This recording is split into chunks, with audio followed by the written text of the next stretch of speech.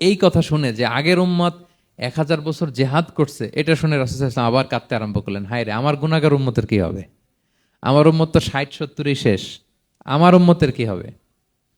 আবার চিন্তিত, আবার কান্নাকাটি। তখন আল্লাহ তাআলা নাজিল করলেন, ইন্না আনজালনাহু ফি লাইলাতিল কদর ওমা আদরাকা মা লাইলাতুল কদর লাইলাতুল কদরি খায়রুম মিন আলফি শাহর। নবী আপনি কাঁদবেন না, ওদেরকে হায়াত দিছি বেশি, কদর দেই নাই। আপনার উম্মতকে হায়াত কম দিছি, কিন্তু আপনার উম্মতের জন্য আমি লাইলাতুল কদর রেখে দিয়েছি।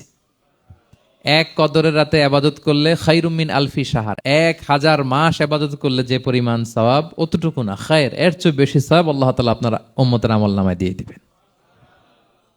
আবার আল্লাহর হাবিব সাল্লাল্লাহু আলাইহি ওয়াসাল্লাম মন ভালো হয়ে গেল। ওলা সাউফা ইউতিকা রাব্বুকা, সবাই বলেন ওলা সাউফা ইউতিকা রাব্বুকা ফাতারদা। নবী হে এত দিব, আপনি শুধু হ্যাপি হবেন, হ্যাপি। এরপরে বদরের যুদ্ধে বিজয় দান করলেন, মক্কা বিজয় দান করলেন, তাবুক যুদ্ধে বিজয় দান করলেন। সব শেষে জান্নাতে ওনার জন্য স্পেশাল একটা জায়গা থাকবে, ওই জায়গায় কেউ বসতে পারবে না। জায়গাটার নাম মাকামে মাহমুদ। ওমিনাল লাইলি ফাতাহাজ্জাদ বিহি নাফিলাতাল লাকা আসা আন ইয়াবআসাকা রাব্বুকা মাকামাম মাহমুদা। ওই মাকামে মাহমুদের সিংহাসনে আল্লাহর হাবিব সাল্লাল্লাহু আলাইহি ওয়াসাল্লাম বসবেন, ওনার জন্য স্পেশাল খাস, কেউ এখানে বসতে পারবে না। তার মানে হ্যাপি শুধু দুনিয়াতেই করবে না আল্লাহ তাআলা, আল্লাহর হাবিবকে আখিরাতেও করবে। আল্লাহর হাবিব সাল্লাল্লাহু আলাইহি ওয়াসাল্লামকে কাউসার দেয়া হবে, ইন্না আতাইনা কাল কাউসার।